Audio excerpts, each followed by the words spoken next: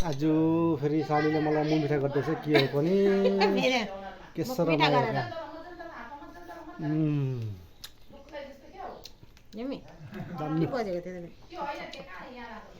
खन डल्लो क्या टुक्रो पारेको तिनीहरू डल्लो दिने एक नै खानु सक्छ हो त्यो डल्लो हो त सकेको है खानु त दामी मुखबाट होइन वाह किसान लगा वाह सेन को गर्नु सेन लगा न जा खोला दामी बेटा वाह हौ ए मेरो एउटा यति भयो के दामी दामी पनि बस्छ को खाने रे म थोरै के गयो दामी छ नि यो